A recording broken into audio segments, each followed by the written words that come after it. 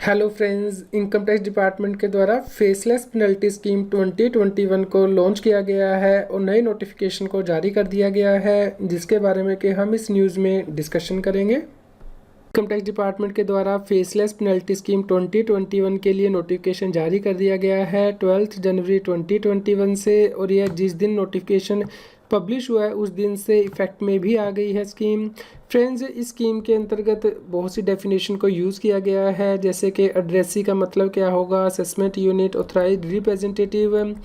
इसके अलावा फ्रेंड्स, इस स्कीम में क्या बताया गया है इसे हम डिस्कस करेंगे।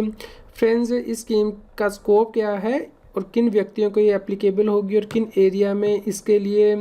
Time to time central board of direct tax के द्वारा स्पेसिफाई किया जाएगा। फ्रेंड्स, इसके लिए फेसलेस पेनल्टी सेंटर बनाए गए हैं, यानी कि नेशनल फेसलेस पेनल्टी सेंटर बनाया गया है, रीजनल फेसलेस पेनल्टी सेंटर बनाए गए हैं, और उसके बाद पेनल्टी यूनिट्स बनाए गए हैं और पेनल्टी रिव्यू यूनिट्स बनाए गए हैं, और इनके लिए जुरिडिक्शन स्पेसिफाई की जाएंगी। Friends, national faceless penalty centre के द्वारा इनकम टैक्स एक्ट के अंतर्गत अब पेनल्टी लगाई जाएगी, और रीजनल फेसलेस पेनल्टी सेंटर के द्वारा पेनल्टी प्रोसीडिंग को कंडक्ट करवाया जाएगा। पेनल्टी यूनिट के द्वारा ड्राफ्ट पेनल्टी ऑर्डर बनाए जाएंगे, और पेनल्टी रिव्यू यूनिट के द्वारा इनकम टैक्स एक्ट के अंतर्गत जो ड्राफ्ट पेनल्टी ऑर्डर बनाए गए हैं पेनल्टी यूनिट के द्वारा उसे रिव्यू यूनिट के द्वारा रिव्यू किए जाएंगे। फ्रेंड्स, जो भी कम्युनिकेशन होगा पेनल्टी यूनिट या फिर पेनल्टी रिव्यू यूनिट और एसएससी के बीच में उसे नेशनल फेसलेस पेनल्टी सेंटर के द्वारा किया जाएगा, और इसके लिए एडिशनल कमिश्नर, एडिशनल डायरेक्टर और जॉइंट डायरेक्टर जो है वो ऑथोराइज़ किए गए हैं पेनल्टी यूनिट के लिए और पेनल्टी रिव्यू यूनिट के लिए। फ्रेंड्स, जब तक नेशनल फेसलेस पेनल्टी सेंटर या regional faceless penalty centre penalty unit या पेनल्टी रिव्यू यूनिट अपना काम स्टार्ट नहीं कर देती हैं, तब तक जो नेशनल फेसलेस असेसमेंट सेंटर या regional faceless assessment centre assessment unit या रिव्यू यूनिट बनाए गए थे वो ही एज ए पेनल्टी सेंटर के तौर पे काम करेंगे। फ्रेंड्स, पेनल्टी किस प्रकार लगाई जाएगी अब से इनकम टैक्स एक्ट के अंतर्गत। Friends, national faceless assessment centre के द्वारा पेनल्टी प्रोसीडिंग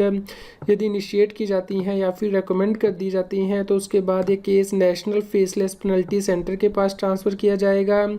और नेशनल फेसलेस सेंटर यह केस रीजनल फेसलेस सेंटर को एलोकेट करेगा ऑटोमेटिक एलोकेशन सिस्टम के द्वारा। और फ्रेंड्स, उसके बाद यदि केस असाइन किया जाता है पेनल्टी यूनिट को पेनल्टी प्रोसीडिंग स्टार्ट करने के लिए और ये यूनिट एग्री करती है रिकमेंडेशन के साथ, तो उसके लिए ड्राफ्ट नोटिस भेजा जाएगा, और यदि डिसएग्री करती है तो रीज़न रिकॉर्ड किए जाएंगे, और यह draft notice national faceless centre को भेजा जाएगा। नेशनल फेसलेस पेनल्टी सेंटर जैसे ही यह ड्राफ्ट नोटिस रिसीव करता है तो उसके बाद टैक्स पेयर को शो को नोटिस सर्व करेगा, या फिर यदि उसे लगता है कि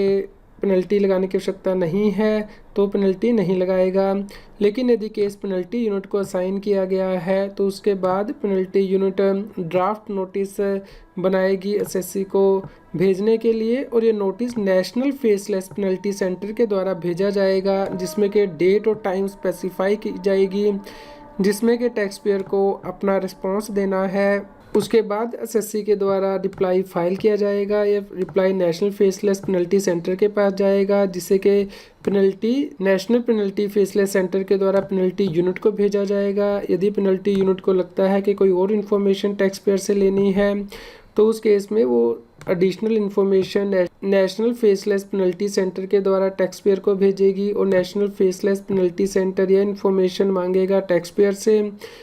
और टैक्स पेयर को इसका जवाब देना है विद इन स्पेसिफाइड टाइम। इस प्रकार फ्रेंड्स, पेनल्टी यूनिट के द्वारा ऑर्डर ड्राफ्ट बनाए जाएंगे और नेशनल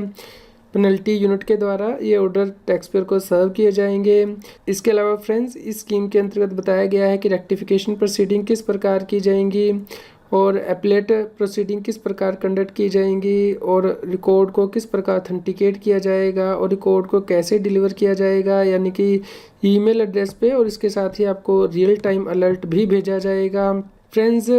कोई पर्सनल हेयरिंग नहीं की जाएगी, लेकिन यदि टैक्स पेयर चाहता है कि उसकी पर्सनल हेयरिंग हो तो इसके लिए उसे ओरल सबमिशन करनी होगी और उसके बाद पर्सनल हियरिंग के लिए भी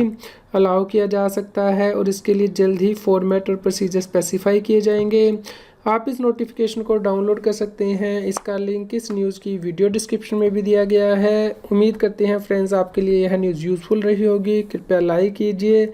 और अधिक से अधिक शेयर कीजिए ताकि सभी लोगों तक ये जानकारी पहुंच पाए और वो इनकम टैक्स एक्ट के अंतर्गत कॉम्प्लायंस कर पाएँ। आप हमें Telegram app CA Satbir Singh टैक्सील पर ज्वाइन कर सकते हैं ताकि आप GST और इनकम टैक्स के रेगुलर अपडेट अपने मोबाइल पर ही प्राप्त कर सकें।